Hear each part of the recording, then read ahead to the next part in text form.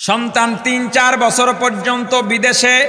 সন্তান ডাক দেয়া বলে, মা আমি তোমাদের সঙ্গে ঈদ তো করবই, ঈদের বাজার যা যা লাগে এখান থেকে নেওয়া যায় নিয়ে যাব। মা বাবা অন্যান্য মানুষের সঙ্গে গল্প করে বেড়ায়, আনন্দ উচ্ছ্বাস প্রকাশ করে বেড়ায়, আমার সন্তান আসবে একসঙ্গে ঈদ করব। ২৭ রোজার রাতে সন্তান ফোন দিয়া বলে, বাবা আমি আগামীকাল রওনা দিলে রাত ২টা-৩টায় গিয়া ঢাকায় নামবো, আমি সাহারি তোমাদের সঙ্গেই খাবো।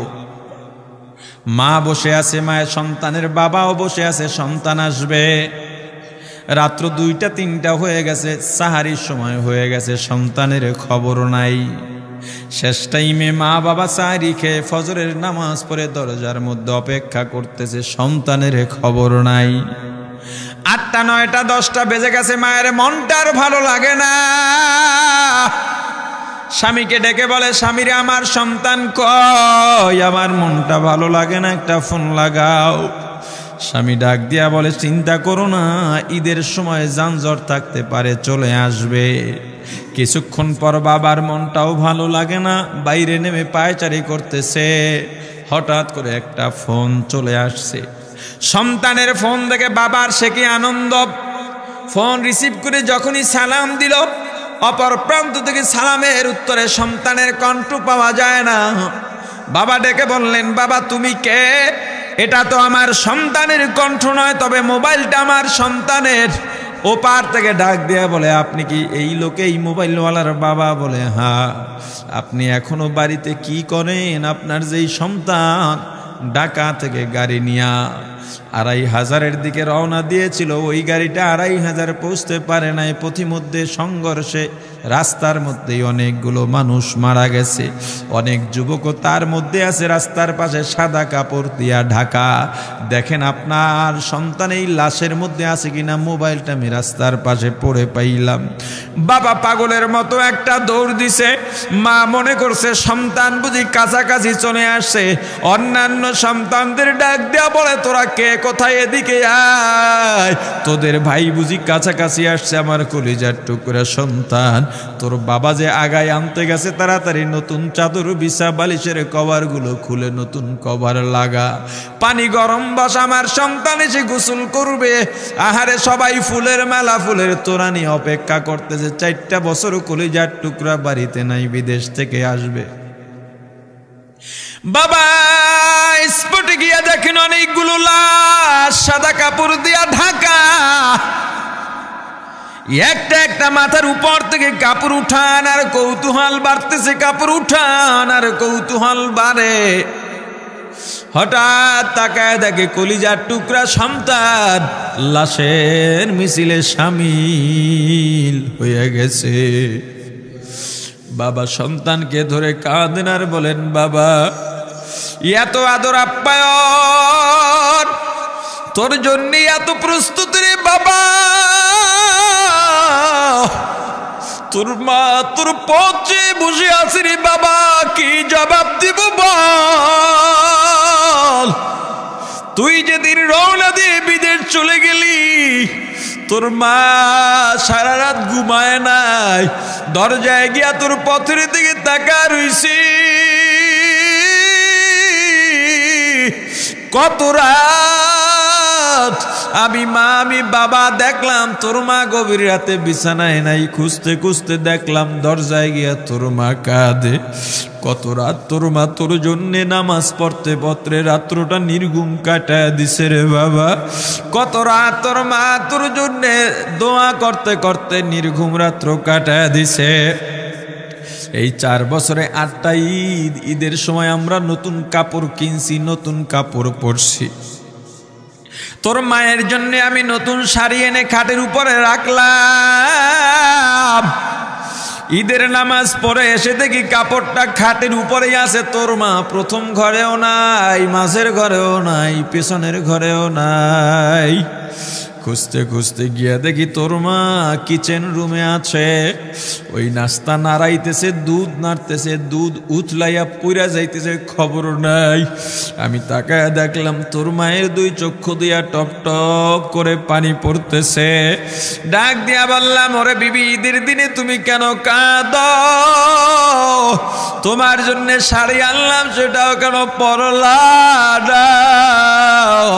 তোর মা জবাব দিয়া বলছি, রে স্বামী গো, তো আপনারা যখন নামাজের জন্য রওনা দিয়া গেলেন, আমার অমুক সন্তান আপনার সঙ্গে যায় নামাজ দিয়া নতুন পোশাক পরে নামাজে রওনা দিয়েছে, কত সুন্দর লাগছে দেখতে। হঠাৎ করে তাকায় দেখলাম আমার কলিজের একটা মানিক আপনাদের সাথে নাই। আমার মনটার ভালো লাগে না, আমি ফোন দিলাম আমার মানিকের কাছে। ফোন রিসিভ করে বলে, মা নাস্তা বানাইছি, খাইছি, এখনো ছুটিতে আছি, আনন্দ করতেছি, ঘোরাফেরা করতেছি, কিন্তু আমি মায়ের মন। আমি বললাম, বাবা তুই আমাকে পেটে ধরিস নাই, আমি তোকে পেটে ধরছি। আমাকে খুশি রাখার জন্য কত কথাই না বললি, ঈদের টাকা পাঠাইলি, তোর টাকা দিয়া তোর বাবা জামা কিনছে, তোর ভাইরা জামা কাপড় কিনছে, তোর টাকা দিয়ে পরিশ্রমের টাকা দিয়ে আমার শাড়ি কিনছে, গহনা কিনছে, কিন্তু তোর পাশে আমি হাতুড়ের বাড়ির শব্দ কেন পাই? আমার সন্তান বলতে চায় না, পরে বলে, মাগো কাজ করতে আসছি, টাকা নিয়ে কাজ করি, ঈদের দিনেও আমাদের ছুটি দেয় না। ওরে স্বামী বলেন, ঈদের দিনেও যেই সন্তান কাজ করে, এই শ্রমের টাকার শাড়ি আমি মা কেমনে পরব রে? ওরে বাবা, আজকে তুই আসবি, খবর শুনে তোর মা এক সপ্তাহ আগের থেকে ঘুমায় না, তোর জন্য কত রঙের পিঠা বানাইছি, তোর জন্য কত আয়োজন, আমি তোর মাকে কি বলবো বাবা বল। বাবা সন্তানের লাশ অ্যাম্বুলেন্সে উঠে বাড়ির দিকে রওনা দিছে। আহারে বাড়ির কাছাকাছি আসছে, এদিকে মা দরজায় গিয়ে অপেক্ষা করতেছে, গাছের আড়াল দিয়া পথের দিকে তাকায় আছেন। দেখেন একটা গাড়ি আসতেছে, মায়ের সে কি আনন্দ, বাড়ির মধ্যে দৌড় দিছে, তোরা কই তাড়াতাড়ি আয়, ফুলের মালাগুলা নিয়ে আয়, গাড়ি আইসা পড়ছে। বাড়ির দরজা দিয়া যখন অ্যাম্বুলেন্সের হরেন দিয়া ঢুকতেছে, হুইসেল দিয়া ঢুকতেছে, মা একটা চিৎকার দিছে, ওরে এই মরণ গাড়ি আমার বাড়ি কেন, কার কপাল পুরুষে?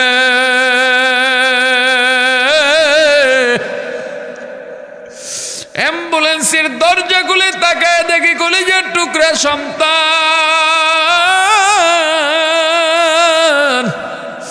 এমন ঘুমাইছে, আর জীবনেও উঠবে না। মা কাঁদেন আর বলেন, ওরে বাবা এটা তোর বিছানা নয়, নতুন চাদর বিছাইছি। বোন কান্দে আর বলে, ভাই আরে তোর জন্য ফুলের মালা পরাইছি, ফুলের মালা বানাইছি, একটু মালা পরাবো। মা ডেকে বলেন, রে সন্তান, 4টা বছর আমি তোর মা ডাক শোনার জন্য অপেক্ষা করছি, তোর জন্য গরম পানি করছিলাম, গোসল করবি, সেই গরম পানি যে তোর জীবনের শেষ গোসল হবে বুঝি নাই। ওরে পর্দালের মাগো, আর কোন ভাষায় বুঝাইলে বুঝবারে মা, দুনিয়ার জীবনটা ক্ষণস্থায়ী, এই দুনিয়ায় নাফরমানি করা যাবে না, এই দুনিয়ায় নাফরমানি করা যাবে না, অহংকার দেখাবার কিচ্ছু নাই, এই দুনিয়া ছেড়ে যাওয়া লাগবে। আল্লাহ এত দয়া করছেন, মায়া করছেন, ওই আল্লাহর সঙ্গে নাফরমানি করো না রে ভাই, ওই আল্লাহর নেয়ামতের অশুকরিয়া করো না। আমার রাসূলের সুন্নত দিয়া নিজেকে মোড়াইয়া নে, নিজের জীবনটা গড়াইয়া নে, ওই পরকাল হবে তোমার আমার জন্যে মহা শান্তির জায়গা। আলহামদুলিল্লাহ, আলহামদুলিল্লাহ ওয়া কাফা ওয়া সালামুন আলা ইবাদিহিল্লাযীনা ইসতাফা। أما بعد فأعوذ بالله من الشيطان الرجيم. بسم الله الرحمن الرحيم.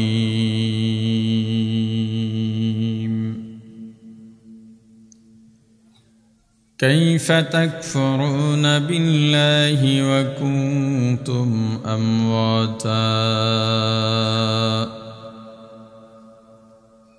فأحياكم ثم يميتكم ثم يحييكم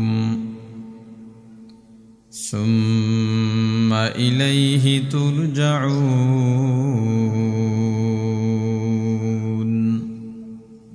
صدق الله العظيم درود شريف پڑھی اللهم صل على محمد وعلى آل محمد كما صليت على إبراهيم وعلى آل إبراهيم إنك حميد مجيد সবাই পড়ি اللهم بارك على محمد وعلى آل محمد كما باركت على إبراهيم وعلى آل إبراهيم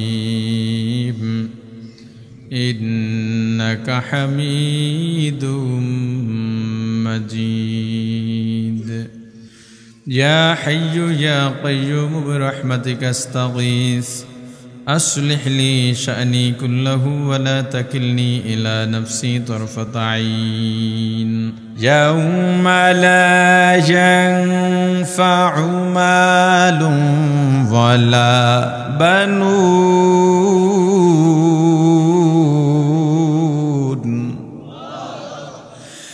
إلا من أتى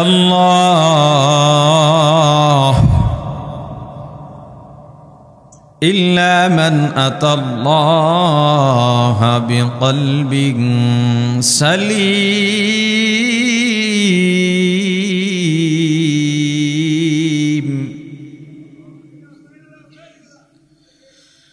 إلا من أتى الله بقلب سليم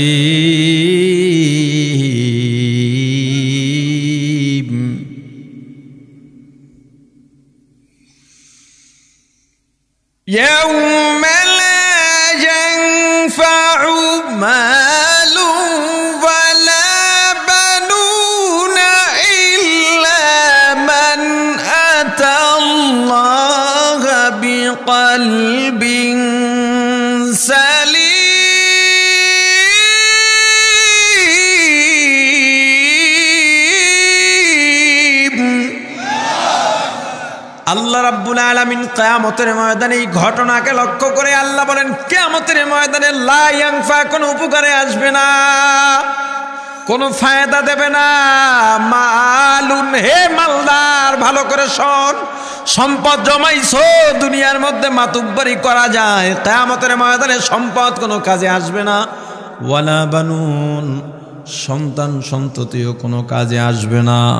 পয়গম্বর ইব্রাহিমকে আল্লাহ খলিলুল্লাহ বলেছেন। পয়গম্বর, কোন একজন পয়গম্বর এই সন্তানও তার বাবার কাজে আসে নাই, আসেনি। তাহলে কি কাজে আসবে? ইল্লা মান আতাল্লাহ বিকলবিন সালিম। আল্লাহ বলেন বাপ পিতা পুত্রের পরিচয় কোনো লাভ হবে না, দুনিয়ার কোনো পদ পদবি দিয়া লাভ হবে না। তবে যারা একটা শুদ্ধ কলব বিকলবিন সালিম, শুদ্ধ কলব নিয়ে আমি আল্লাহর কাছে আসবে, তাদের দাম, কিসের দাম? শুদ্ধ কলবের দাম। মুসলমান ইমানদার, আল্লাহ রাব্বুল আলামিন ডাক দিয়া বলেন বান্দা, আমি আল্লাহ অবকাঠামোগত দিক দিয়া সবচেয়ে সুন্দর করে মানুষ বানাইছি। শুধু সুন্দর নয়, ওয়ালাকাদ কাররামনা বানি আদম, বনি আদমকে আমি আল্লাহ অতি সম্মানী করে পাঠাইছি। কতটা সম্মান এবার আবার বলেন। নিজের ইমানের উপরে অটল থাকবেন, যেটা নিজে জানেন ওইটাই বলবেন, উল্টা পাল্টা বলার দরকার নাই। বুঝে শুনে বলেন মানুষের ক্ষমতা বেশি নাকি হাতির শক্তি বেশি? মানুষের শক্তি বেশি নয়, হাতির শক্তি বেশি। কোন বিবিকে আপনি বললেন মানুষের শক্তি বেশি? কোনোদিন না। হাতির শক্তি 100, হাতি 100 মানুষের থেকেও আল্লাহ বেশি দিয়েছেন। কিন্তু একটা হাতির এত শক্তি থাকার পর হাতির পিঠের উপরে 10, 12, 14, 15 বছরের একটা বালক হাতির পিঠের উপরে বসে আছে। হাতিটা রাস্তা দিয়ে হাঁটতেছে, ছোট্ট বালক পায়ের বৃদ্ধাঙ্গুলি দিয়া হাতির কানের গোড়ায় খোঁচা মারে। হাতি দাঁড়ায় যায়, দোকানে যায়, দোকানদার 10 টাকা দিছে, আবার আর এক পায়ের আঙ্গুল দিয়া খোঁচা মারে, টাকা ছুঁড়ে মারে। দোকানদার বলে, হেরে ভাই, আমি গরিব মানুষ, কয় টাকা এইভাবে বেচা কিনা হয়? 10 টাকাই নাও। পোলায় আবার খোঁচা মারে, এবার হাতি সু দিয়া টাকাটা নিয়ে আহে। ছোট একটা বালক হাতিকে বসতে বললে বসে, দাঁড়াইতে বললে দাঁড়ায়, হাঁটতে বললে হাঁটে। এত শক্তি থাকার পরেও এই ছেলেকে কেন মানে? ভয় ডরে না, শক্তি বেশি এজন্য না, না সম্মানের কারণে। কিসের কারণ? সিংহবাগ। গত সপ্তাহে একটা ভিডিও দেখলাম, 8 বছর পরে, 8 বছর আগে বাঘের 2টা বাচ্চা বিদেশের এক লোক লালন পালন করছে। পানিতে ভেসে ভেসে আসছে, কোথা থেকে আসছে, লালন পালন করছে, বড় হয়ে গেছে। একটা সাফারি পার্কের মধ্যে রাখতো, নিজের হাতে খাওয়াইতো। এরপরে একটা কাজে 8 বছরের জন্য দূরে চলে গিয়েছে। 8 বছর পরে ওই লোকটা আবার আসছে।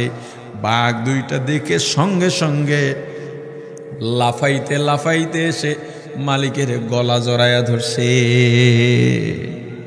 বাঘে মানুষ পাইলে খায়? হ্যাঁ, খায় না। কিন্তু এরে খায় নাই। কিসের কারণে? মানুষের সম্মান। মুসলমান একটা গরুর শক্তি তোমার আমার চাইতে অনেক বেশি। কোরবানির বাজারে যাও, কত বড় বড় উঁচা উঁচা গরু, কিন্তু মানুষ সামনে গেলে গুতামাইরা উড়াইয়া দিতে পারে, কিচ্ছু বলে না।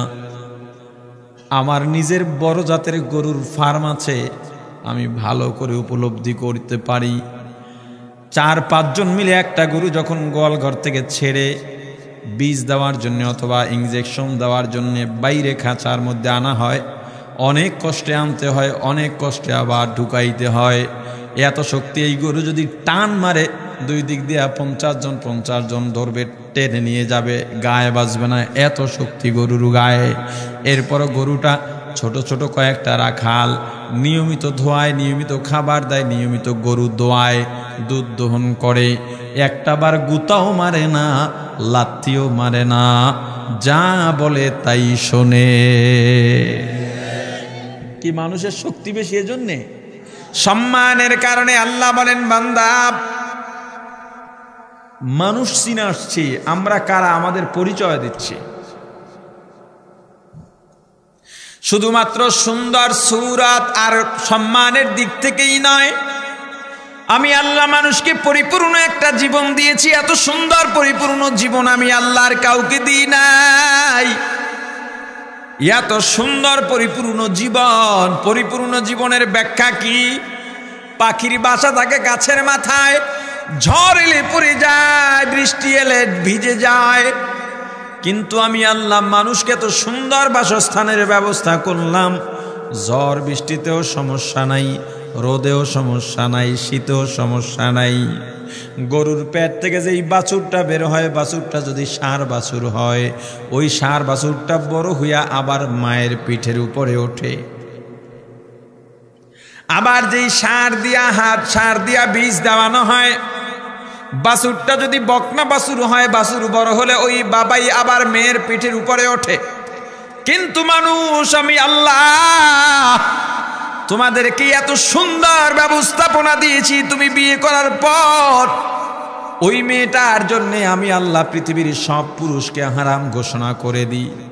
বান্দারে, দুনিয়ার কারো জবানে আমি আল্লাহ অনুভূতি প্রকাশ করার মতো ভাষা দিই নাই। তোমার জবানে আমি আল্লাহ ভাষা দিলাম অনুভূতি প্রকাশ করার জন্যে। ঘন্টার পর ঘন্টা কথা বলো, অনুভূতি শেষ হয় না। মরণের আগ পর্যন্ত কথা বলো, কথাও ফুরায় না। কিন্তু 2টা গরুকে কোনোদিন দেখছেন ঘন্টার পর ঘন্টা বসে কথা বলতে?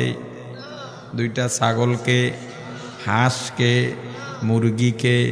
আল্লাহ বলেন এত ভালোবাসলাম রে বান্দা, এত আদর করে তোরে বানাইলাম, এত নেয়ামত দান করলাম, এরপরেও কাইফা তাকফুরুনা বিল্লাহ, কিভাবে আমি আল্লাহর সঙ্গে কুফরি কর। অথচ তোমার কোনো নাম নিশানা ছিল না, অস্তিত্ব ছিল না। ফাহিয়াকুম, অতঃপর আমি আল্লাহ তোমাকে জীবন দিলাম। জীবনে যেখানে যা দরকার, 10 পদ দরকার, আমি আল্লাহ 1000 কোটি পদ তোমাকে দিয়া দিছি। এরপরেও কাইফা তাকফুরুনা বিল্লাহ, নাম নিশানা নাহি ছিল,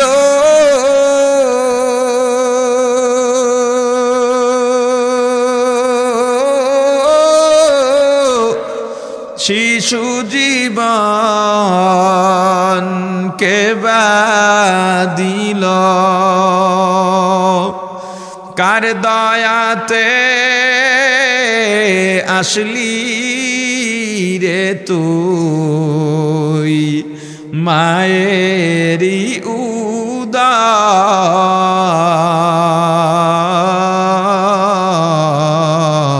উদার, না মানলি ফরমান রে তুই, না মানলি কুরআন। শিশু ছিলি জওয়ান হইলি,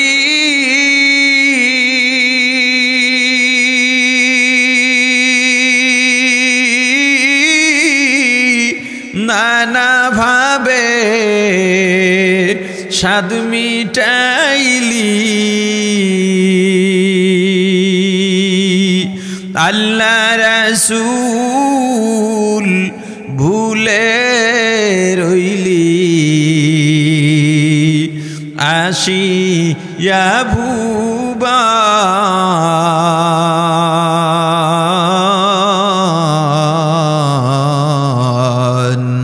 না মানলি ফরমান রে তুই, না মানলি কুরআন। যতই কর বাহাদুরি,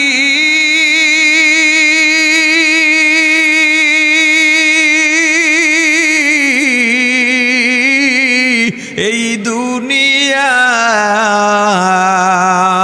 নয় তোর বাড়ি, যেতে হবে সবই ছাড়ি, কবর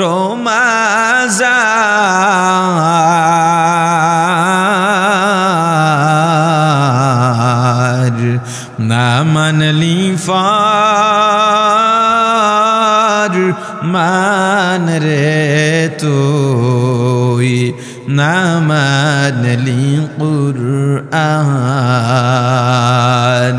তওবা করো আল্লাহর কাছে,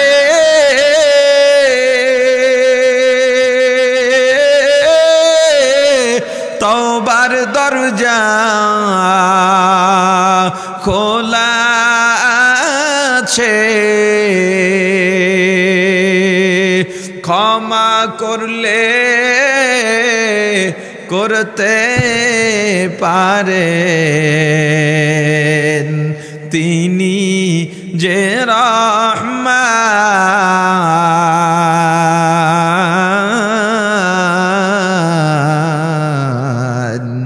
না মানলি ফরমান রে তুই, না মানলি কুরআন। আরে বান্দা, আমি আল্লাহ অস্তিত্বহীন থেকে তোমাকে আমি আল্লাহ সুন্দর একটা জীবন দিলাম।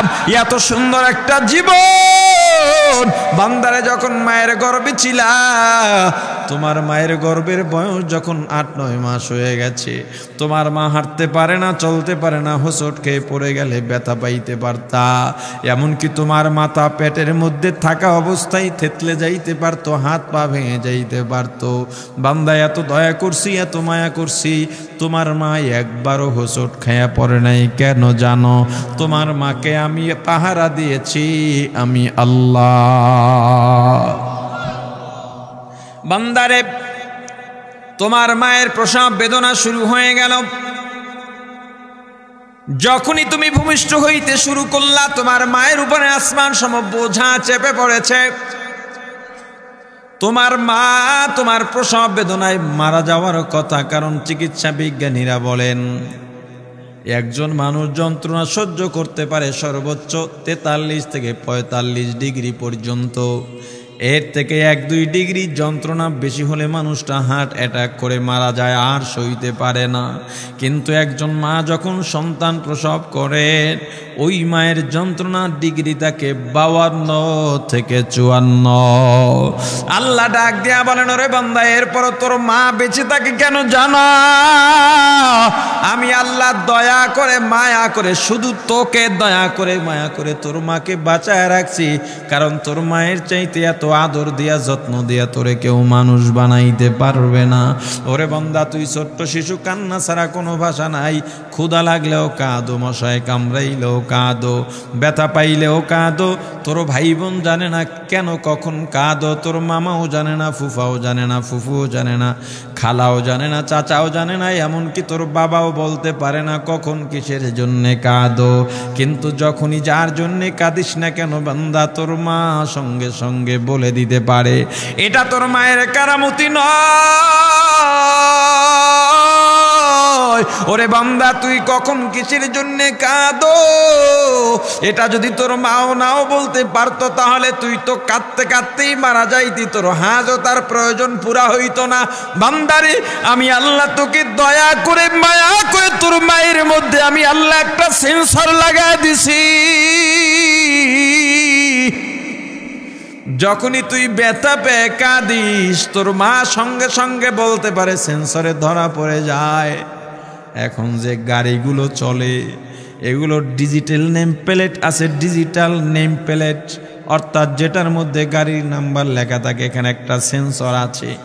আগে যেমন কাগজপত্র বিআরটিতে গিয়া এরপরে যাচাই করা লাগতো ট্রাফিকের, সেটাই এখন আর লাগে না। অনেক দূর থেকে সেখানে যদি একটা লাইট মারে, বিশেষ লাইট, ওই সেন্সরে ধরলেই বলে দিতে পারে এই গাড়ির কাগজপত্র ঠিক আছে না নাই। যদি আর একটু আপডেট করেন দেশের বাইরে, আমরা যেমন টোল দিই, টোল প্লাজা আছে, দাঁড়াইয়া টোল দিই, টোল দেওয়া লাগে না। গাড়ির গ্লাসের মধ্যে একটা সেন্সর লাগানো থাকে, ওই সেন্সরের মধ্যে আমার কি বলে এটিএম কার্ড যে আছে, মাস্টার কার্ড, ক্রেডিট কার্ড, এটা সংযোগ দেওয়া আছে। আমি যখন ব্রিজের নিচ দিয়া যাব, অটোমেটিকভাবে ওই সেন্সর দিয়ে আমার টাকা কেটে নিয়ে যাবে, আমার মোবাইলে মেসেজ আসবে। মানুষজন এত বুদ্ধি কোথায় পাইল? আল্লাহর দেওয়া জ্ঞানের বাইরে কোনো মানুষ নিজে থেকে জ্ঞান অর্জন করতে পারে না। মুসলমান ইমানদার, এখনো তো সুপার সবগুলোতে যান, ঢাকার মার্কেটে যান, সুপার মার্কেটে যাবেন, নিজের মন মতো সব বাজার করবেন, কাউকে লাগে না। টলি আছে, টলির মধ্যে নেন। কাউন্টারে যাওয়ার পর আপনার একটা পণ্য সামনে ধরবার, একটা দেখছেন নি মেশিনে টিপ দেয়, এখানে টিপ দেয়, একটা হাতে হাতল ধরার মতো দেখতে, হুক্কার মতো টিপ দেয়। কম্পিউটারে দাম উঠে যায়, এটার দাম কত, ওখানে দাম লেখা নাই, বারকোড দেওয়া আছে, সেন্সর দেওয়া আছে। আল্লাহ বলেন, ওরে বান্দা, আমি আল্লাহ তোর মায়ের ভিতরে একটা সেন্সর লাগিয়ে দিয়েছি। ওই সেন্সরটার এত পাওয়ার, তুই যখন ক্ষুধা লাগলে কাঁদিস, সঙ্গে সঙ্গে সেন্সরে ধরা পড়ে যায়, তোর মা খাবার দেয়। কি বিশ্বাস হয় না? আমার কথার সঙ্গে একটু মিলায় নেন। ঘরের মধ্যে গভীর রাত, ছোট্ট শিশু কান্না করতেছে, আপনার বিবি ঘুমায়, কান্নায় আপনার ঘুম ভেঙে গেছে, আপনি কোলে নিছেন, তাও কান্না থামে না। বিবিকে ধাক্কা দিয়া উঠাইলেন, কিরে বাচ্চা কাঁদে, তুমি কেন ওঠো না, একটু খাবার দাও, কান্না বন্ধ করাও। ছেলে মেয়ের মা ডাক দেয়া বলে, না, ওর এখন ক্ষুধা নাই, ক্ষুধার জন্যে কাঁদে না। বলে, কেন কাঁদে? একটু ফ্যানটা ছেড়ে দেন। ফ্যান ছেড়ে দিছেন, শিশুর কান্না বন্ধ হয়ে গেছে। ঘরের মধ্যে ছেলে বা মেয়ে হামাগুড়ি খায় আর মায়ের পেছনে পেছনে হাঁটে আর কাঁদে। আপনি বললেন ওকে একটু খাবার দাও, মেয়ের মা ছেলের মা ডেকে বলে না না, ও ক্ষুধার জন্যে কাঁদে না। তাহলে কেন কাঁদে? একটু কোলে নেন, ঠান্ডা হয়ে যাবে। যখনই উঠাইয়া কোলে নেন দেখেন কান্নাটা বন্ধ হয়ে গেছে। আপনি বাবা মায়ের থেকে বংশ আর রক্তের বিবেচনায় আপনি অনেক কাছের। কারণ আমরা পরিচয়, আমার বংশ নির্ধারণ হয় বাবার দিক থেকে না মায়ের দিক থেকে। এরপর আপনি বলতে পারলেন না, মা বলতে পারলেন, আবার দূর থেকে আসছেন, ছেলে মেয়ের প্রতি আদর আছে, তার প্রতি স্নেহ আছে, ভালোবাসা আছে, সন্তানকে কোলে নিলেন, কোলে থাকে না, কাঁদতেছে। এবার সন্তানের মা ডেকে বলে কোলে একটু পরে নেন, একটু খাওয়াইয়া দিয়ে, ওর পেটে ক্ষুধা আছে। কথা কয় না? ওরে মুসলমান, আল্লাহ এত দয়া করছেন, এত মায়া করছেন, এরপরেও কাইফা তাকফুরুনা বিল্লাহ। বান্দারে আমি আল্লাহ এরপরে আস্তে আস্তে আস্তে আস্তে তোমার বয়স বাড়ার সাথে সাথে তোমার দাঁতের মারি, মুখের মারি আমি শক্ত বানাইলাম, দাঁত বের করলাম, হাড্ডিও চাবাইতে পারো। এরপরে এত সুন্দর তোমার জবানে ভাষা দিয়েছি। ওরে বান্দা আস্তে আস্তে যৌবন দিয়া দিলাম। যখনই যৌবন পাইলা তখনই আমি আল্লাহর বিরুদ্ধে নাফরমানি শুরু করলা। ওরে বান্দা আমি আল্লাহ তোমার এক পদের খাবার দরকার, কোটি রকম খাবার দিয়া দিছি। বান্দারে তোর এক পেয়ালা পানি দরকার, আমি আল্লাহ সাগরকে সাগর পানি দিয়া দিলাম। তোর একটু অক্সিজেনের দরকার, আমি আল্লাহ আসমান জমিনের মাঝখানের জায়গাটা অক্সিজেন দিয়ে ভরে দিয়েছি রে বন্দা। ওরে বন্দা এত দয়া করছি, মায়া করছি, সারাদিন কাজ করে ক্লান্ত হয়ে যাস, আমি আল্লাহ রাত্র দিলাম বিশ্রামের জন্যে, অথচ আমি আল্লাহ লা তাখুযুহু সিনাতুন ওয়ালা নাওম, আমি আল্লাহ ঘুমাই না, আমাকে ঘুমেও ধরে না, তন্দ্রাও ধরতে পারে না। কেন জানিস রে বান্দা? গভীর রাতে উঠে আমি আল্লাহকে যদি আল্লাহ বলে ডাক দাও, আমি আল্লাহ যদি ওই সময় ঘুমায়া থাকি, তোর ডাকে কে সাড়া দিবে বল? কিন্তু বান্দা আমি আল্লাহ তোকে ডাকছি ওই গভীর রাতে, আমি আল্লাহ তোকে পাই নাই, তোর কি লাগবে গভীর রাতে উঠে আমাকে বল। এই এলাকার জমির জবর দখল বাজরা তোমার জমি নিয়ে গেছে, শক্তিতে পারো না, রাত্র তো পয়রা রয়েছে তোমার, তোমার দোকান একজনে দখল করে নিয়ে গেছে, মামলায় জিততে পারো নাই, রাত্র তোমার জন্য পড়ে রইছে আল্লাহর সঙ্গে বলার জন্যে, রাত্রটা তুমি বেছে নাও। ওরে মুসলমান ইমানদার, একজনের টাকা নিছে, টাকা দেয় না, টাকা উঠাইতেও পারো না, বিচার ব্যবস্থায়ও কাজ হয় নাই, তোমার জন্য আল্লাহ রাত্র রেখে দিয়েছেন। ওরে বান্দা তোর কি লাগবে আমাকে বল, শুধু একটু বল, আমি এত নিয়ামত দিছি, নিয়ামতের শুকরিয়া আদায় করার কিচ্ছু লাগবে না। বান্দারে এত দয়া করছি, মায়া করছি, এরপরে আমি আল্লাহর থেকে কিভাবে মুখ ফিরাতা করি বান্দা?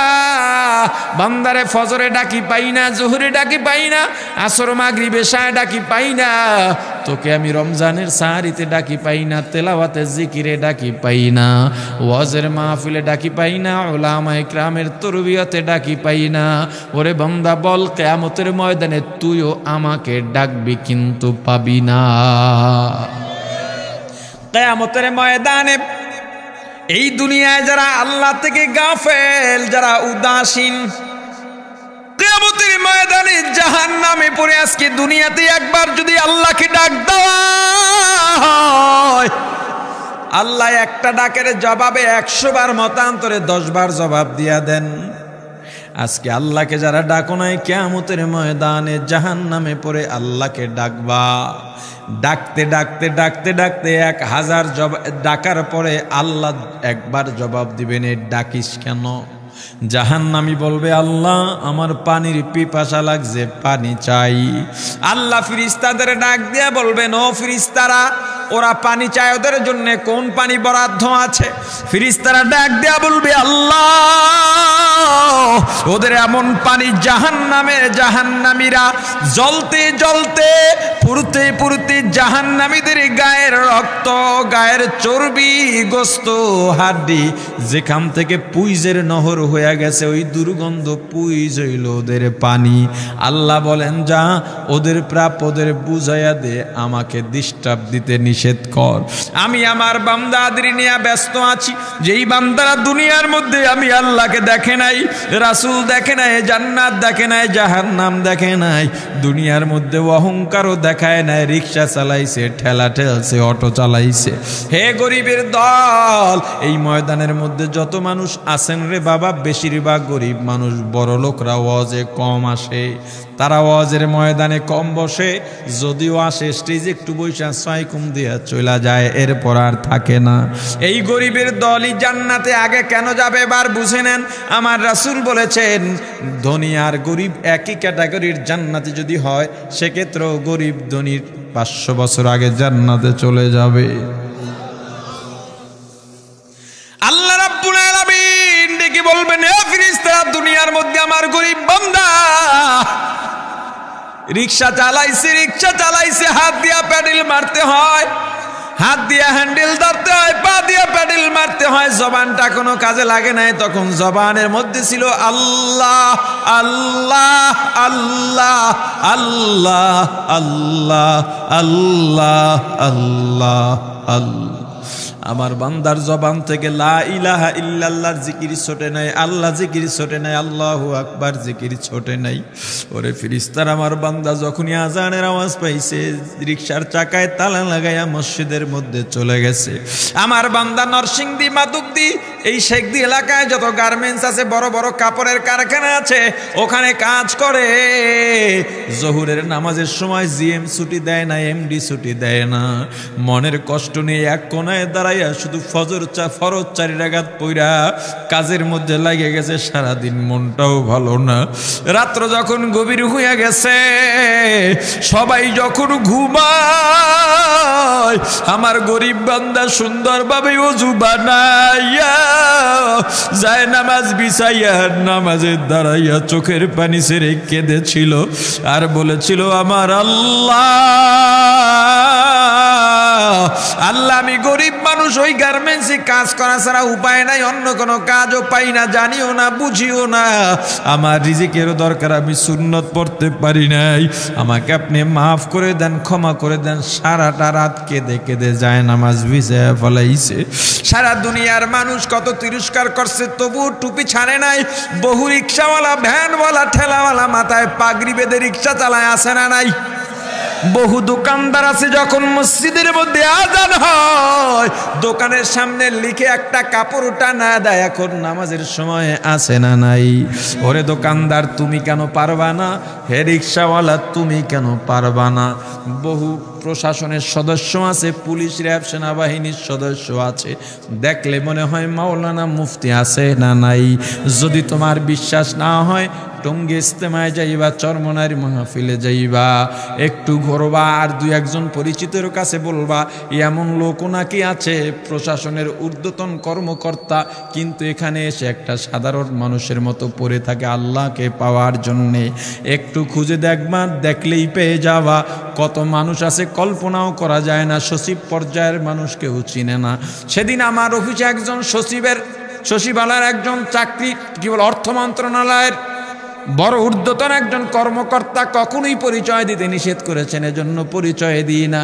উনি দেখা করার জন্য আসছেন। আমি প্রথমে মনে করেছি কোনো মাদ্রাসার হুজুর হবেন। 24 ঘন্টা পাগড়ি বাঁধা থাকে, সরকারিভাবে ওনার টোল মাফ, ওই টোলের টাকাগুলো ওনাকে পরবর্তীতে দেওয়া হয় ভাতা হিসেবে, এটা উনি নেন না। জনগণের হক। সরকারি গাড়িও ব্যবহার করেন না, একটা কম দামি মোটর সাইকেল কিনে নিয়েছেন, এজন্য তার মাও বেজার, তার বাবাও বেজার, কারণ তার ক্যাটাগরির চাকরিজীবীরা বিল্ডিং অট্টালিকা বানাইছে, তার এখনো কিছুই নাই। আল্লাহকে চেনো, তবেই তুমি কামিয়াব। আর কোথাও কামিয়াবি নাই। টাকার মধ্যে কামিয়াবি নাই, ইলমের মধ্যে কামিয়াবি নাই, বড় মুফতি হওয়ার মধ্যে কামিয়াবি নাই, এমপি মন্ত্রী হওয়ার মধ্যে কামিয়াবি নাই, ধনী হওয়ার মধ্যে কামিয়াবি নাই, সুন্দর হওয়ার মধ্যে কামিয়াবি নাই, ইঞ্জিনিয়ারিং হওয়ার মধ্যে কামিয়াবি নাই, ডাক্তার হওয়ার মধ্যে কামিয়াবি নাই। কামিয়াবি একমাত্র দ্বীনের মধ্যে, কামিয়াবি একমাত্র আল্লাহর গোলামির মধ্যে। এর মানে কি তুমি ডাক্তার হইবা না? না হও, তবে আল্লাহর গোলামি ছাড়ব না। তুমি ইঞ্জিনিয়ার হতেও বাধা নাই, তবে আল্লাহর গোলামি ছাড়া যাবে না। তুমি এমপি মন্ত্রী হতেও বাধা নাই, তবে আল্লাহর গোলামি ছাড়া যাবে না। বড় মাওলানা সাহেব, বড় পীর সাহেব, বড় মুফতি সাহেব পরিচয়ের আগের পরিচয় হলো আমি আপনি গোলাম। কার গোলাম? জোরে জোরে মুসলমান ইমানদার।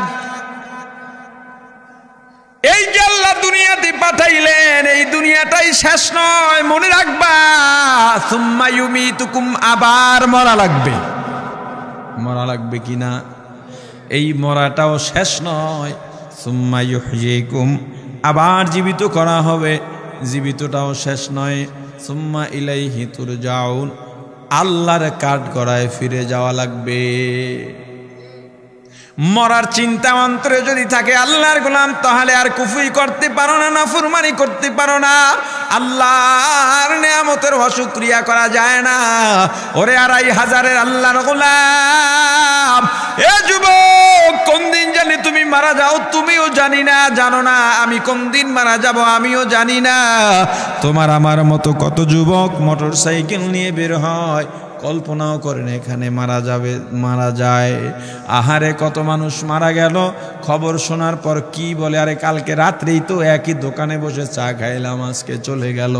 তোমার আমার ব্যাপারেও এমন বলার মানুষের অভাব থাকবে না। মুসলমান ইমানদার, যেদিন মারা যাব, কুল্লু নাফসিন যায়িকাতুল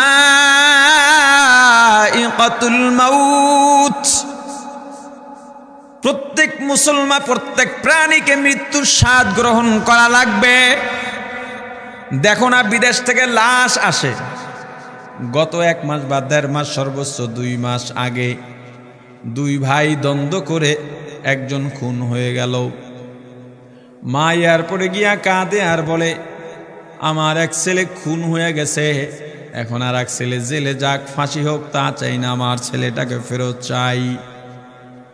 ওরে মুসলমান ইমানদার, কামাই করার জন্য দুনিয়া চিনলাম, অথচ যখন মারা যাব দুনিয়ার কেউ ফিরাইয়া রাখতে পারবে না। সন্তান 3-4 বছর পর্যন্ত বিদেশে, মা পথের দিকে তাকায় থাকেন, বাবাও পথের দিকে খুশি। সন্তান ডাক দেয়া বলে, মা আমি তোমাদের সঙ্গে ঈদ তো করবই, ঈদের বাজার যা যা লাগে এখান থেকে নেওয়া যায় নিয়ে যাব।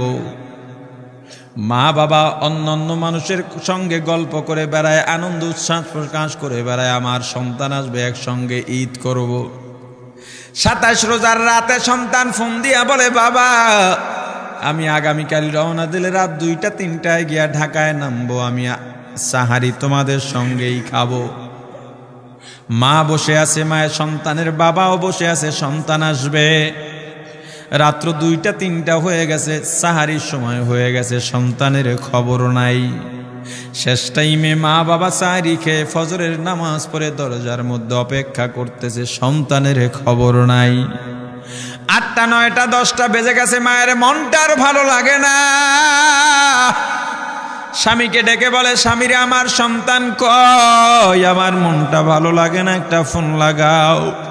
স্বামী ডাক দিয়া বলে, চিন্তা করো না, ঈদের সময় যানজট থাকতে পারে, চলে আসবে। কিছুক্ষণ পর বাবার মনটাও ভালো লাগে না, বাইরে নেমে পায়চারি করতেছে, হঠাৎ করে একটা ফোন চলে আসছে। সন্তানের ফোন দেখে বাবার সে কি আনন্দ। ফোন রিসিভ করে যখনই সালাম দিল, অপর প্রান্ত থেকে সালামের উত্তরে সন্তানের কণ্ঠ পাওয়া যায় না। বাবা ডেকে বললেন, বাবা তুমি কে? এটা তো আমার সন্তানের কণ্ঠ নয়, তবে মোবাইলটা আমার সন্তানের। ওপার থেকে ডাক দেয়া বলে, আপনি কি এই লোকে, এই মোবাইলওয়ালার বাবা? বলে, হ্যাঁ। আপনি এখনো বাড়িতে কি করেন? আপনার যেই সন্তান ঢাকা থেকে গাড়ি নিয়া 2500-এর দিকে রওনা দিয়েছিল, ওই গাড়িটা 2500 পৌঁছতে পারে নাই, পথিমধ্যে সংঘর্ষে রাস্তার মধ্যে অনেকগুলো মানুষ মারা গেছে, অনেক যুবকও তার মধ্যে আছে রাস্তার পাশে সাদা কাপড় দিয়া ঢাকা। দেখেন আপনার সন্তান এই লাশের মধ্যে আছে কিনা। মোবাইলটা আমি রাস্তার পাশে পড়ে পাইলাম। বাবা পাগলের মতো একটা দৌড় দিছে। মা মনে করছে সন্তান বুঝি কাছাকাছি চলে আসছে, অন্যান্য সন্তানদের ডাক দেয়া বলে, তোরা কে কোথায়, এদিকে আয়, তোদের ভাই বুঝি কাছাকাছি আসছে। আমার কলিজার টুকরা সন্তান, তোর বাবা যে আগায় আনতে গেছে, তাড়াতাড়ি নতুন চাদর বিছা, বালিশের কভারগুলো খুলে নতুন কভার লাগা, পানি গরম বসা, আমার সন্তান এসে গোসল করবে। আহারে সবাই ফুলের মালা, ফুলের তোড়া নিয়ে অপেক্ষা করতেছে। 4টা বছর কলিজার টুকরা বাড়িতে নাই, বিদেশ থেকে আসবে। বাবা স্পটে গিয়া দেখেন অনেকগুলো লাশ সাদা কাপড় দিয়া ঢাকা। একটা একটা মাথার উপর থেকে কাপড় উঠান আর কৌতূহল বাড়তেছে, কাপড় উঠান আর কৌতূহল বাড়ে। হঠাৎ তাকায় দেখে কলিজার টুকরা সন্তান লাশের মিছিলে শামিল হয়ে গেছে। বাবা সন্তানকে ধরে কাঁদেন আর বলেন, বাবা এত আদর আপ্যায়ন তোর জন্য, এত প্রস্তুতি রে বাবা, তোর মা তোর পথে বসে আছে রে বাবা, কি জবাব দিব বল? তুই যেদিন রওনা দিয়ে বিদেশ চলে গেলি, তোর মা সারা রাত ঘুমায় নাই, দরজায় গিয়া তোর পথের দিকে তাকা রইছি। কত রাত আমি মা আমি বাবা দেখলাম তোর মা গভীর রাতে বিছানায় নাই, খুঁজতে খুঁজতে দেখলাম দরজায় গিয়া তোর মা কাঁদে। কত রাত তোর মা তোর জন্যে নামাজ পড়তে পড়তে রাত্রটা নির্ঘুম কাটায় দিছে রে বাবা। কত রাত তোর মা তোর জন্যে দোয়া করতে করতে নির্ঘুম রাত্র কাটায় দিছে। এই 4 বছরে 8টা ঈদ, ঈদের সময় আমরা নতুন কাপড় কিনছি, নতুন কাপড় পরছি। তোর মায়ের জন্য আমি নতুন শাড়ি এনে খাটের উপরে রাখলাম। ঈদের নামাজ পড়ে এসে দেখি কাপড়টা খাটের উপরেই আছে, তোর মা প্রথম ঘরেও নাই, মাঝের ঘরেও নাই, পেছনের ঘরেও নাই। খুঁজতে খুঁজতে গিয়া দেখি তোর মা কিচেন রুমে আছে, ওই নাস্তা নাড়াইতেছে, দুধ নাড়তেছে, দুধ উতলাইয়া পুইরা যাইতেছে, খবর নাই। আমি তাকায় দেখলাম তোর মায়ের 2 চক্ষু দিয়া টপ টপ করে পানি পড়তেছে। ডাক দিয়া বললাম, ওরে বিবি ঈদের দিনে তুমি কেন কাঁদো? তোমার জন্য শাড়ি আনলাম, সেটাও কেন পরলা না? তোর মা জবাব দিয়া বলছি, স্বামী গো, আপনারা যখন নামাজের জন্য রওনা দিয়া গেলেন, আমার অমুক সন্তান আপনার সঙ্গে যায় নামাজ দিয়া নতুন পোশাক পরে নামাজে রওনা দিয়েছে, কত সুন্দর লাগছে দেখতে। হঠাৎ করে তাকায় দেখলাম আমার কলিজের একটা মানিক আপনাদের সাথে নাই। আমার মনটার ভালো লাগে না। আমি ফোন দিলাম আমার মানিকের কাছে। ফোন রিসিভ করে বলে, মা নাস্তা বানাইছি, খাইছি, এখনো ছুটিতে আছি, আনন্দ করতেছি, ঘোরাফেরা করতেছি, কিন্তু আমি মায়ের মন। আমি বললাম, বাবা তুই আমাকে পেটে ধরিস নাই, আমি তোকে পেটে ধরছি। আমাকে খুশি রাখার জন্য কত কথাই না বললি। ঈদের টাকা পাঠাইলি, তোর টাকা দিয়া তোর বাবা জামা কিনছে, তোর ভাইরা জামা কাপড় কিনছে, তোর টাকা দিয়ে পরিশ্রমের টাকা দিয়ে আমার শাড়ি কিনছে, গহনা কিনছে, কিন্তু তোর পাশে আমি হাতুড়ের বাড়ির শব্দ কেন পাই? আমার সন্তান বলতে চায় না, পরে বলে, মাগো কাজ করতে আসছি, টাকা নিয়ে কাজ করি, ঈদের দিনেও আমাদের ছুটি দেয় না। ওরে স্বামী বলেন, ঈদের দিনেও যেই সন্তান কাজ করে, এই শ্রমের টাকার শাড়ি আমি মা কেমনে পরব রে? ওরে বাবা, আজকে তুই আসবি, খবর শুনে তোর মা 1 সপ্তাহ আগের থেকে ঘুমায় না, তোর জন্য কত রঙের পিঠা বানাইছি, তোর জন্য কত আয়োজন, আমি তোর মাকে কি বলবো বাবা বল? বাবা সন্তানের লাশ অ্যাম্বুলেন্সে উঠে বাড়ির দিকে রওনা দিছে। আহারে বাড়ির কাছাকাছি আসছে, এদিকে মা দরজায় গিয়ে অপেক্ষা করতেছে, গাছের আড়াল দিয়া পথের দিকে তাকায় আছেন। দেখেন একটা গাড়ি আসতেছে, মায়ের সে কি আনন্দ, বাড়ির মধ্যে দৌড় দিছে, তোরা কই তাড়াতাড়ি আয়, ফুলের মালাগুলা নিয়ে আয়, গাড়ি আইসা পড়ছে। বাড়ির দরজা দিয়া যখন অ্যাম্বুলেন্সের হরেন দিয়া ঢুকতেছে, হুইসেল দিয়া ঢুকতেছে, মা একটা চিৎকার দিছে, ওরে এই মরণ গাড়ি আমার বাড়ি কেন, কার কপাল পুরুষে।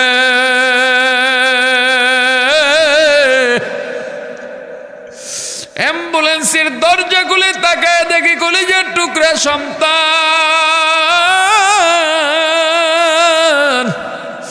এমন ঘুমাইছে আর জীবনেও উঠবে না। মা কাঁদেন আর বলেন, ওরে বাবা এটা তোর বিছানা নয়, নতুন চাদর বিছাইছি। বোন কান্দে আর বলে, ভাই আরে তোর জন্য ফুলের মালা পরাইছি, ফুলের মালা বানাইছি, একটু মালা পরাবো। মা ডেকে বলেন, রে সন্তান 4টা বছর আমি তোর মা ডাক শোনার জন্য অপেক্ষা করছি, তোর জন্য গরম পানি করছিলাম, গোসল করবি, সেই গরম পানি যে তোর জীবনের শেষ গোসল হবে বুঝি নাই। ওরে পর্দালের মাগো, আর কোন ভাষায় বুঝাইলে বুঝবারে মা, দুনিয়ার জীবনটা ক্ষণস্থায়ী, এই দুনিয়ায় নাফরমানি করা যাবে না, এই দুনিয়ায় নাফরমানি করা যাবে না, অহংকার দেখাবার কিচ্ছু নাই, এই দুনিয়া ছেড়ে যাওয়া লাগবে। আল্লাহ এত দয়া করছেন, মায়া করছেন, ওই আল্লাহর সঙ্গে নাফরমানি করো না রে ভাই, ওই আল্লাহর নেয়ামতের অশুকরিয়া করো না, আল্লাহর নেয়ামতের শুকরিয়া আদায় করো, দুনিয়ার সব মোহ ত্যাগ করো, দলের মায়া ত্যাগ করো, দুনিয়ার মায়া ত্যাগ করো। এ আওয়ামী লীগ বিএনপি যারা করো, ক্ষমতায় যারা বারবার যাও, ক্ষমতায় তোমার দল গেলেই তুমি দাপট দেখাও। যুবকরে তোর 2টা পা ধরা লাগলেও পা ধরবো রে ভাই, এই ক্ষমতা কিচ্ছু না, দাপট কিচ্ছু না, ওই কিয়ামতের ময়দানের নাজাতের চেয়ে বড় দাপট আর কিচ্ছু নাই। আল্লাহ রক্ত দিছেন, আল্লাহ জীবন দিছেন, আল্লাহর এই রক্ত আর জীবন দুনিয়ার কুফরি পুঁজিবাদী কুফরি গণতন্ত্রের জন্য দিস না, এই রক্ত আল্লাহর জন্য রাখ, এই জীবন আল্লাহর জন্য রাখ। আমার রাসূলের সুন্নাত দিয়া নিজেকে মোড়াইয়া নে, নিজের জীবনটা গড়াইয়া নে, ওই পরকাল হবে তোমার আমার জন্যে মহা শান্তির জায়গা। আল্লাহ আমাদের কবুল করেন, বলেন আমিন।